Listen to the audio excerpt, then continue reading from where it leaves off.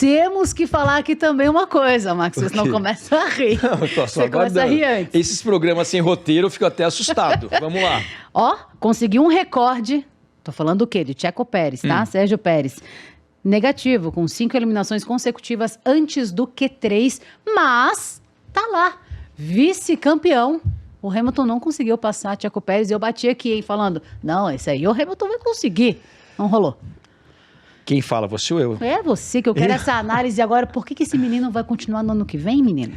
Essa pergunta ninguém sabe exatamente, é tudo machismo, né? E dentre os achismos, todo mundo fala, e é a minha opinião também, que é alguma questão comercial, alguma questão de alguns patrocinadores do Sérgio Pérez que patrocina a Red Bull. Agora, acho que esse exemplo, né, do vice-campeonato do Sérgio Pérez, na minha visão e na visão que eu vejo de muitas pessoas, é o seguinte, normalmente você avalia um campeonato, é fácil avaliar um campeonato, mas no automobilismo, já falei aqui algumas vezes que não necessariamente funciona assim, da seguinte maneira, quem foi melhor? O primeiro. Quem foi o segundo melhor? O segundo. E o terceiro? E no automobilismo isso não necessariamente funciona assim. Vou dar um exemplo.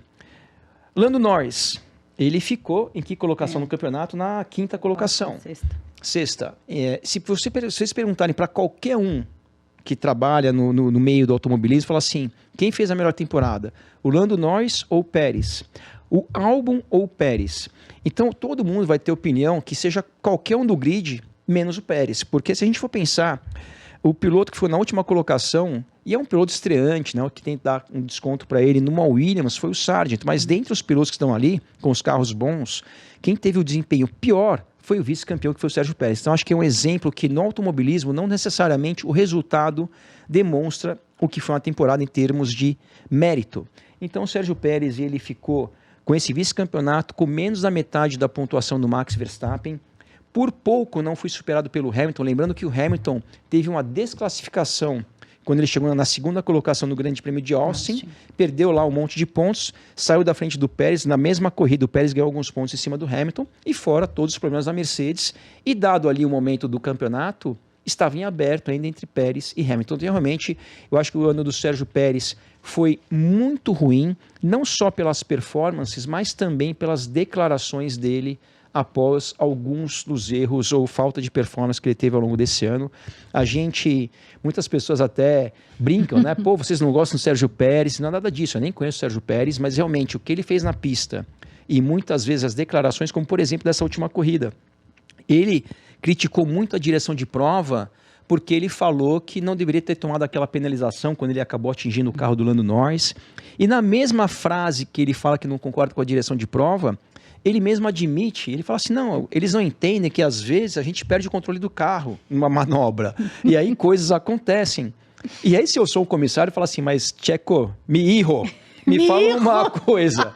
Cara, você não pode perder, você é piloto. E se você perdeu o controle do carro e causou um acidente, fala assim, errei, desculpa aí, vamos para a próxima. Exato. Agora não pode usar disso como uma explicação para ter batido em alguém. Mas de qualquer maneira, para mim, eu dou todo o desconto do mundo para o Sargent, que é um estreante, e para mim o Sérgio Pérez conquistou um vice-campeonato que talvez seja o vice-campeonato com menos mérito, talvez, da história da Fórmula 1.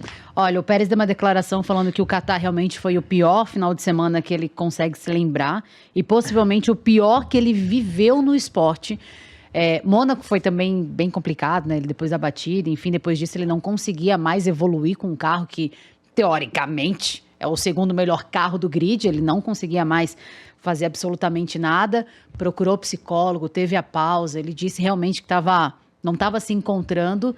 Vamos ver o que acontece para 2024. O que a gente sabe é que ele vai continuar na Red Bull, pelo menos para o início da temporada, né?